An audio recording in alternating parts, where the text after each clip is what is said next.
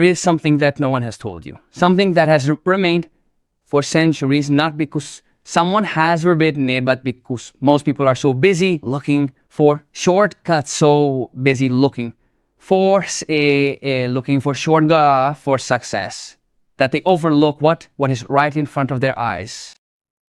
And the funny thing is that you have probably overlooked it too. You have probably heard 1,000 times that alcohol destroys, that alcohol ruins families, that alcohol ends dreams, and yes, all of that is true. But today I want to tell you something different. I want to tell you about 3 places where alcohol, that same element that so many fear, becomes a magnet for wealth and abundance. Why? And before you think I'm crazy, before you close this video thinking that it is just another load of nonsense, I ask you for something very simple. Listen to me until the end, because what I am going to reveal to you has nothing to do with superstitions or empty rituals. It has to do with something much deeper. It has to do with the very nature of being human and with those invisible laws that govern prosperity. I grew up between 2 worlds. My Japanese father taught me that discipline is the mother of all achievements. My Colombian mother taught me that the heart is the engine that moves mountains. And between those 2 worlds, I learned something that very few understand. That wealth does not come by chance. That abundance is not an accident. That prosperity has rules, principles, and paths that must be traveled with eyes wide open and a willing heart. In Japan, there is an ancient proverb that says that drinking reveals the true heart of a man. It does not destroy it, it reveals it. And that revelation, that naked truth that emerges when the masks fall, is precisely the starting point for everything I want to share with you today. The first secret place where alcohol attracts wealth and abundance is a place that very few know about, and those who do rarely talk about it. It is the place of genuine celebration. Let me explain this with a story that I will never forget. When I was in my early 20s, I traveled to a small town in Niigata Prefecture, Japan. It was winter, and the snow covered everything like a silent white sheet. And I had been invited to the home of an elderly artisanal sack maker. His name was Takeshi, and he had spent over 40 years perfecting his craft. 40 years. Think about that for a moment. 40 years dedicated to a single thing, a single purpose, a single mission. When I arrived at his home, I expected to find a wealthy man in the conventional sense. I expected to see a mansion, fancy cars, and trappings of opulence. But what I found was something else entirely. His home was modest, clean, and arranged with that Japanese precision that turns every corner into a work of art. And when he poured me a glass of his sake, he did so with a reverence that left me speechless. It wasn't a reverence toward me. It was a reverence toward the process, the work, the years of dedication that had transformed this clear liquid into something extraordinary. And then he told me something that forever changed the way I understood wealth. He said, "Kenji, you don't drink ale to forget. You drink ale to remember. You drink it to remember that you are alive, that you have worked, that you have struggled, that you have persisted. Ale is the reward that the earth gives to the patient man." And in that moment, I understood the first secret. The first place where alcohol attracts wealth is in the place of celebrating a job well done. I'm not talking about getting drunk after a hard day. I'm not talking about using alcohol as an escape, as a refuge, as an anesthetic for the pain. I'm talking about something completely different. I'm talking about that sacred moment when a human being sits down after having given the best of themselves, after having given their sweat, their ingenuity, their dedication, and raises a glass to honor their own effort. That act, that ritual of self-acknowledgement, that moment of saying to oneself, you did well, you deserve this. It's one of the most powerful acts there is to attract abundance. And I'll explain why. Because abundance responds to gratitude. Wealth multiplies where there is recognition. When you celebrate your work, when you honor your effort, when you give yourself permission to enjoy the fruits of your dedication, you are sending a message to the universe, to God, to life itself. You are saying, I recognize what I have, I value what I have built, and I am ready to receive more. It is exactly the opposite of what most people do. Most people work tirelessly, accumulate without celebrating, achieve without acknowledging, and then wonder why abundance never comes. They wonder why, despite so much effort, wealth seems to elude them like water eludes a stone. And the answer is so simple that it hurts. Because they never stopped to celebrate, they never gave themselves permission to raise a glass and say, what I have achieved has value. I have value. In Colombia, in the small towns where my mother grew up, there is a beautiful tradition that perfectly illustrates this. When a farmer finishes the harvest, when he has picked the last coffee bean, when he has completed months of work under the harsh sun, he gathers with his family and raises a toast. He does not raise a toast with imported champagne or expensive wines. He raises a toast with aguardiente, with that drink that smells of anise and tastes of Colombian soil. And that toast, that moment of shared celebration, is not an act of waste, it is an act of gratitude. It is a way of saying thank you to the earth, to work, to life and life. Thank you for another cycle completed. Thank you for another harvest gathered. Thank you for the strength that did not abandon me. And those farmers, those simple men and women who raise a toast after the harvest understand something that many millionaires with university degrees and fat bank accounts will never understand, that true wealth begins with gratitude, and that gratitude needs to be expressed, needs to be celebrated, needs to be lived with the body, with the heart, with all the senses. Now pay close attention because here comes the part that no one tells you. The secret is not in the alcohol. The secret is in the place. The first secret place is the space of conscious celebration. It is that moment when you stop running, you stop chasing, you stop worrying about what is missing, and you focus completely on what you already have. And it is that moment when the present becomes enough, when the hour becomes complete. And alcohol in that context is nothing more than a symbol of the sweetness that life offers.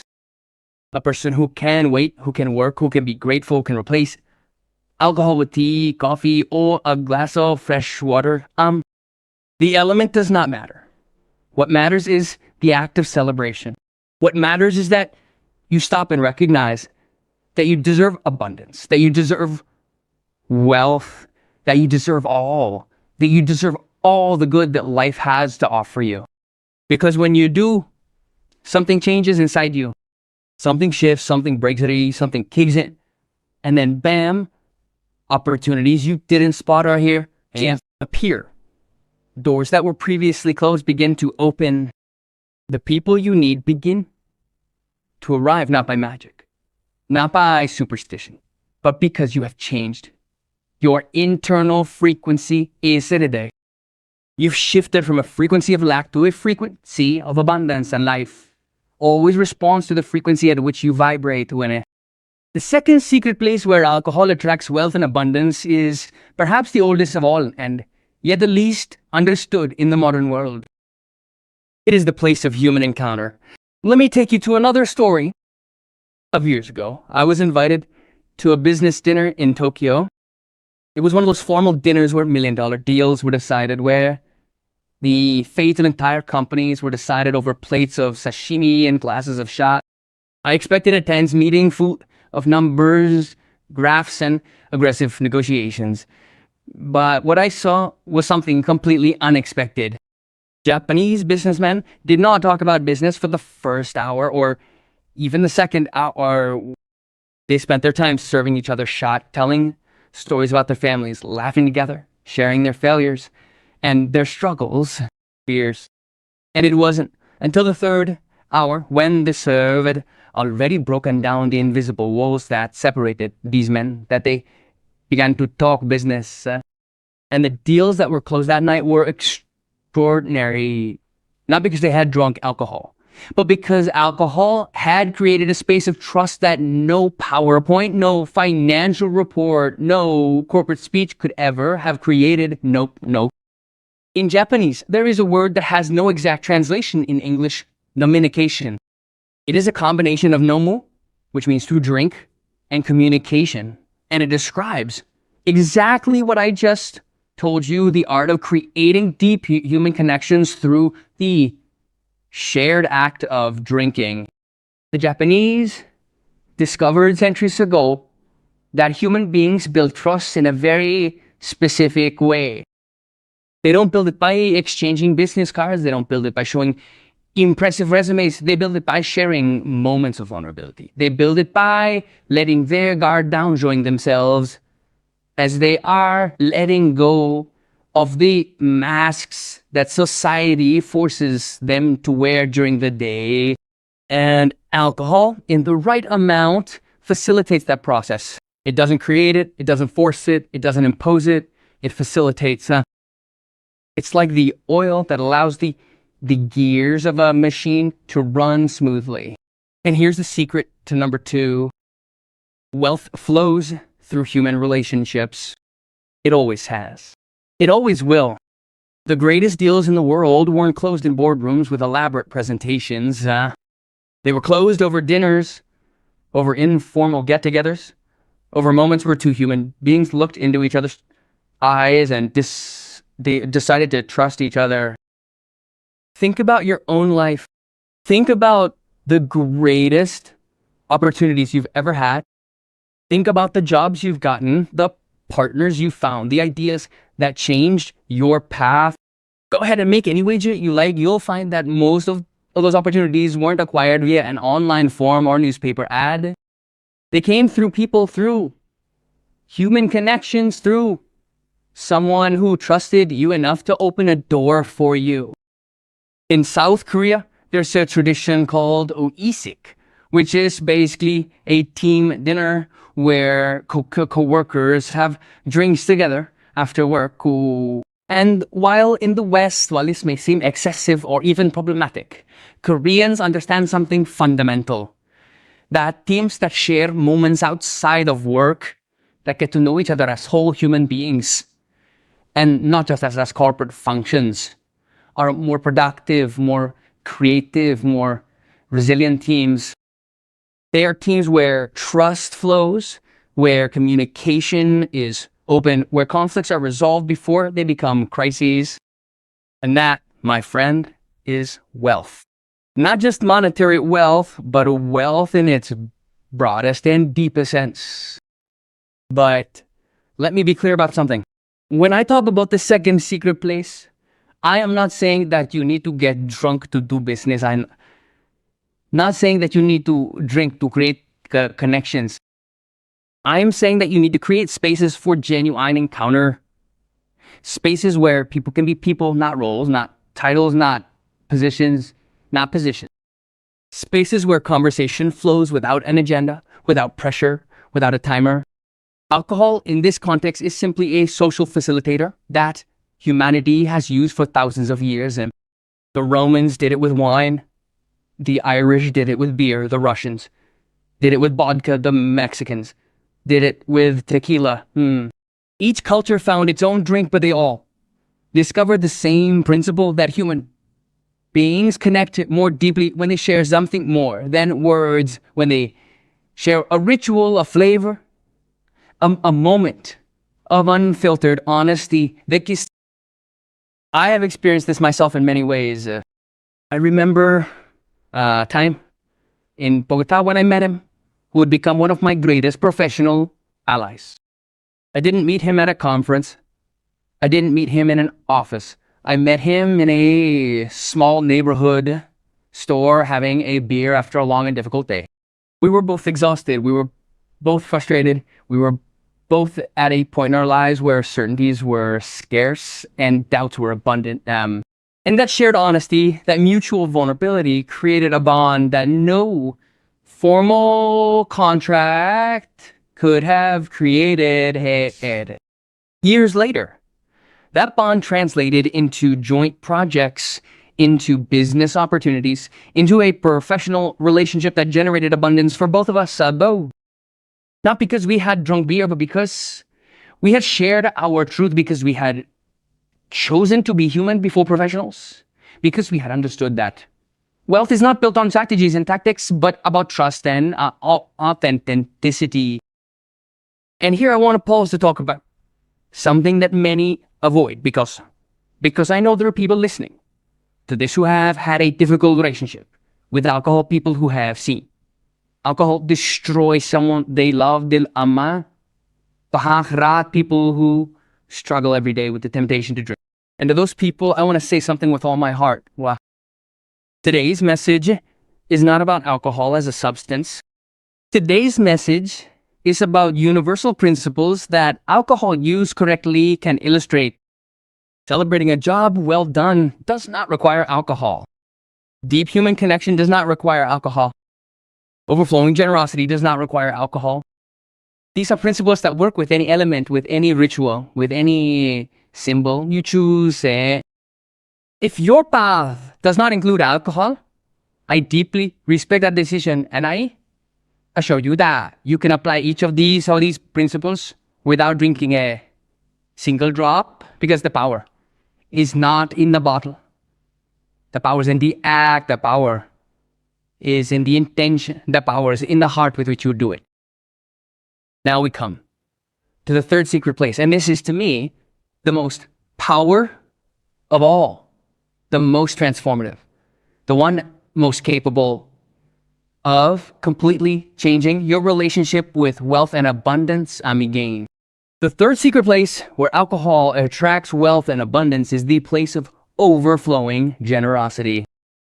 Let me tell you a story my father taught me when I was a child. In ancient Japan, there was a tradition among merchants called ose tawarake. It was a practice where successful merchants would share their food and drink freely with pilgrims walking to sacred temples, Sepriel. They didn't do it out of obligation. They didn't do it to gain something in return. They did it because they deeply believed that generosity was the most direct path to prosperity. They believed that every glass of wine they share with a stranger would come back multiplied in the form of blessings, opportunities, divine protection. And the most amazing thing is that these merchants, the ones who practice ascetai with the greatest devotion, were consistently the most prosperous in their communities. My father would tell me these stories with a passion that I could feel in every word. He said, Kenji, in life there are two kinds of people. There are those who keep everything to themselves, who hoard, who hold on, who close their hands tightly around what little or much they have. And there are those who open their hands, who share, who give without expecting anything in return. And I wondered, son, which ones do you think end up with more? And with the innocence of a child, I answered what any child would answer. Those who hoard, Dad. Because if you give, you end up with less. And my father would smile with that Japanese smile that hides oceans of wisdom, and he would say to me, no, Kenji, those who give are the ones who end up with the most, ma. Because life works like a river.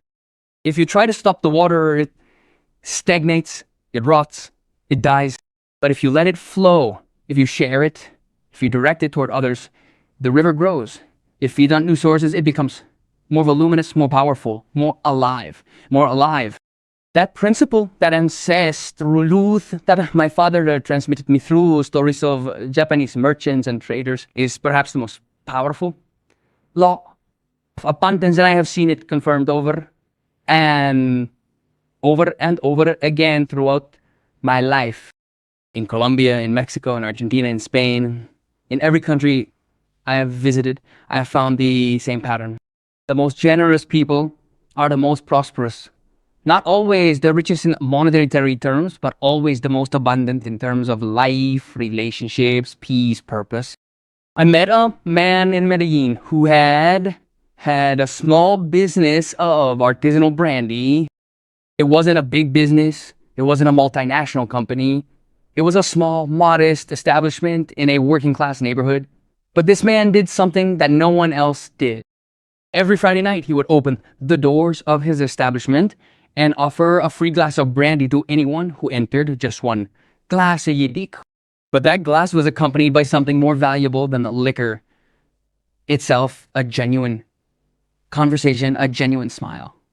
A moment of pure humanity in the middle of a city that can sometimes be cold and rushed. And people came. They came for the free glass, yes, but they stayed for the experience. They stayed for the warmth. They stayed for that inexplicable feeling of being seen, of being heard, of being valued.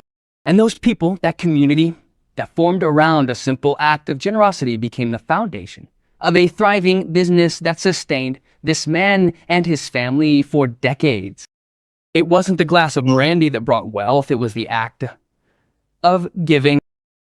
It was the conscious decision to share what he had, however little, with others. It was the willingness to open her hands when the world told her to close them. It was the courage to trust that generosity always returns multiplied. And this brings me to a crucial point that I need you to understand very clearly. In many ancient cultures, alcohol was considered a gift from the gods. The Greeks had Dionysus, the Romans had Bacchus, the Japanese had legends about the spirit falling from the sky like blessed rain. And in all of these cultures, the most sacred alcohol was not the one kept in private cellars, nor the one sold at the highest price. The most sacred alcohol was the one shared, the one offered, the one that flowed from hand to hand like a river of generosity, because our ancestors understood something that the modern world has, that the sacred is multiplied when shared, and that what is withheld in fear ends losing its power. Think of the great celebrations of weddings, where wine flows freely, of baptisms, where toasts are made new life, of graduations, anniversaries. Anytime human beings come together to celebrate something important, in all of these moments, the act of sharing a drink is not simply a social gesture. It is a symbolic act of generosity. It is a way of saying, what I have is yours too. My joy is your joy. My abundance is your abundance. And that act, that seemingly simple gesture, activates something profound in the very fabric of reality. It activates the principle of reciprocity. It activates the law of sowing and reaping. It activates that eternal truth that says that he who gives generously will receive abundantly. Now, I want you to reflect on your own life. I want you to ask yourself honestly, which of these three places do you find yourself in? Are you celebrating your work or simply surviving it? Are you creating deep human connections, or are you simply accumulating contacts on your phone? Are you practicing overflowing generosity, or are you keeping everything to yourself in fear that it will run out? Because the truth that these three sort of reveal is that wealth is not something you pursue. Wealth is something you attract, and it is attracted by celebrating, connecting, and giving. Those are the three secret places. They are not physical places. They are states of being. They are ways of living. They are choices that you make every day, with every action, with every word, with every thought. My Japanese grandfather had a custom that always seemed to me peculiar. Whenever he received a bottle of sake as a gift, he never kept it for himself. He always found someone to share it with. Sometimes it was a neighbor. Sometimes it was a stranger he met along the way. Sometimes it was a clerk who had had a hard day. And when I asked him why he did that, why he didn't save the sake to enjoy alone, he would look at me with those eyes that had seen wars and reconstructions and say, because sake drunk alone feeds the body, but sake shared feeds the soul. And the well-fed soul attracts everything it needs. Everything, without exception. There is something mathematically illogical about generosity. If you have 10 and you give away 5, you should keep 5 for yourself. That's what the numbers say. But life doesn't work by the rules of mathematics. Life works by the rules of the heart. And the rules of the heart say that when you give away 5, you receive 20 when you open your hand. Life fills both hands. When you share your abundance, that abundance multiplies in ways your rational mind could never predict or comprehend. I have traveled to over 30 countries carrying this message, and in each one I have found the same truth expressed in different ways. In Mexico, the most successful entrepreneurs I met were the ones who threw the best parties, not to show off, but to share. In Argentina, the most prosperous winery owners were the ones who gave away bottles to their neighbors after each harvest. In Spain, the most beloved and prosperous tavern owners were the ones who always had an extra glass for those who couldn't afford it. In every culture, in every country, in every corner of the world, the principle is the same. Generosity attracts abundance. Celebration attracts prosperity. Human connection attracts wealth. And I'm not talking about theory. I'm not talking about abstract concepts that sound nice, but don't work in real life. I'm speaking from my own experience. I'm talking about what I've seen with my own eyes, what I've experienced firsthand, what I've proven time and time again over decades of work, travel, and encounters with extraordinary people who taught me that true wealth is not measured in bank accounts, but in the ability to celebrate, connect, and give. There comes a time in every human being's life when they have to make a fundamental decision. It's a decision that's not on any form that no one asks you to sign, that no government legislates. It's the decision between living with your hands closed or living with your hands open. Living with your hands closed is living in fear. It's living with the belief that there's not enough, that the world is a place of scarcity, that every penny you give is a penny you lose. And that fear, that scarcity mindset, is the most effective prison there is, because it doesn't need bars or guards. It's built inside your own mind and keeps you trapped without you even realizing it. Living with your hands open is the complete opposite. It's living with confidence. It is living knowing that the universe is abundant, that there is always more than enough, that each act of generosity is a seed that life will turn into a leafy tree laden with fruit. And that trust, that abundance mentality is the key that opens all the doors that fear closes. I am going to share something very personal. There was a time in my life when I was the man with clenched hands. A time when fear controlled me. When I saved every penny I earned with the desperation of someone who believes that tomorrow there will be no more. And at that time, paradoxically, was when I had the least. Was when I struggled the most and achieved the least. Was when I worked the most and produced the least. Until one day, an old friend of my father invited me to his house and served me a glass of draft. And as we drank in silence, he said something to me that I will never forget. He said to me, "Kenji, the water you hold in your hand evaporates. The water you release back into the river becomes an ocean. It stops holding back and starts flowing." And those words, those simple words spoken on a random night over a random glass of water, changed my life forever. I began to celebrate my small achievements instead of obsessing over my big failures. I began to invest time in building genuine relationships instead of accumulating superficial connection. I began to give without expecting, to share without calculating, to open my hands without fear of running out of energy.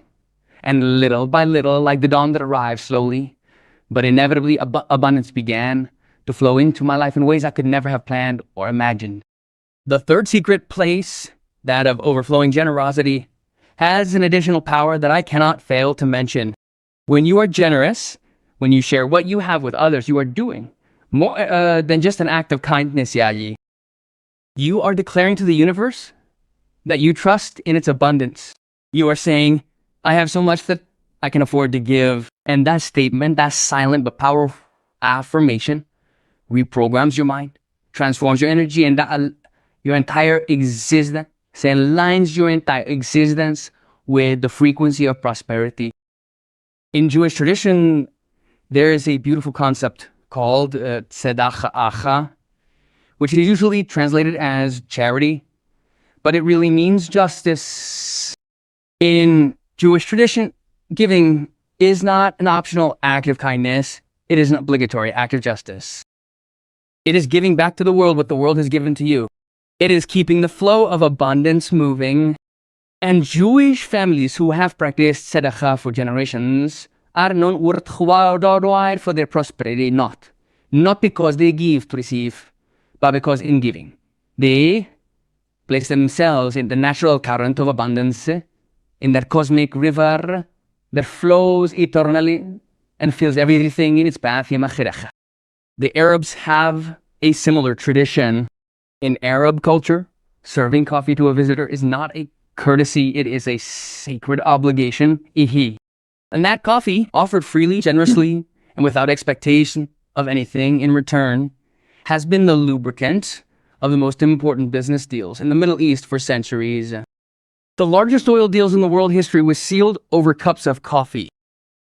The most enduring business partnerships were sealed with the aroma of cardamom and the warmth of Arabian hospitality. Not because coffee had magical properties, but because the act of offering, the act of serving, the act of putting the needs of others before one's own created a field of trust where wealth could flow freely, wandali. I want you to think about this. Every time you raise a glass to toast, you are participating in one of humanity's oldest rituals. A ritual that connects your present with thousands of years of human history. A ritual that unites you with Japanese traders, with the Colombian peasants, with Arab merchants, with Argentine wine growers, with German brewers, with Mexican distillers. All of them, throughout the centuries, discovered the same truth that abundance is not accumulated, it is celebrated. That wealth is not withheld, it is shared. That prosperity is not pursued, it is attracted by creating spaces of celebration, connection, and generosity. And that is the truth I wanted to share with you today. That is the revelation that was hidden in plain sight. It's not a magic formula, it's not a superstitious ritual, it's not an empty promise of easy wealth. It's something much deeper and much more real. It's a life principle that has worked for thousands of years in every culture in the world. Celebrate your work with gratitude, and abundance will respond. Create genuine human connections, and wealth will flow through them. Practice overflowing generosity, and prosperity will follow you like your own shadow. You don't have to believe me. You don't have to accept my words as absolute truth. I only ask one thing of you. Try it. For the next 30 days, try celebrating every little accomplishment you have. Try creating a space for genuine encounter with someone every week. Try giving something, anything, without expecting anything in return. And after 30 days, notice what has changed in your life. Notice the opportunities that have appeared. Notice the doors that have opened. Notice the abundance that has begun to flow. My father used to say that life is like a straw cup. If you look at it from the outside, it seems transparent, simple, without mystery. But when you try it, when you truly savor it with all your senses, you discover layers of complexity, depth, and beauty that you never imagined me. And that's life. It seems simple from the outside, but when you dare to live it with celebration, with connection, with generosity, you discover that it is infinitely richer, more abundant, more beautiful than you ever thought possible, The 3 secret places where alcohol attracts wealth and abundance are not physical visit on a map, they are internal places. They are internal places that you can inhabit in your heart. The first is the place of conscious celebration, where you honor your own efforts and recognize your own value. The second is the place of profound human encounter, where you build relationships based on trust and authenticity. The third is the place of overflowing generosity, where you give without measure and without fear, trusting that life will always return multiplied what you offer with an open heart. These three places have always been there waiting for you. You don't need a ticket to enter. You don't need permission from anyone. You don't need money, power, or status. All you need is the decision. The decision to live celebrating instead of surviving. The decision to connect instead of competing. The decision to give instead of accumulating. That decision, that simple yet powerful decision, is the true secret to wealth and abundance. Everything else is a consequence. Remember, life does not reward those who have the most. Life rewards the greatest celebrator, the best connector, and the most generous giver. And if today you decide to be that kind of person, if today you decide to inhabit those three secret places that I have revealed to you, I promise you that your life will never be the same. Because abundance, once you invite it in, once you open the doors of your heart to it with celebration, connection, and generosity, it never leaves. It stays, it grows, it multiplies. And it becomes your constant companion on this extraordinary journey that we call life. I am Yokoi Kenji. And these are the truths that life has taught me between two worlds, between two cultures, between two hearts that beat as one. And if anything I said today resonated with you, if anything, these words touched a chord inside your chest that had been silent for a long time, so this message fulfilled its purpose. Because I don't speak to fill the air with pretty words, I speak to light fires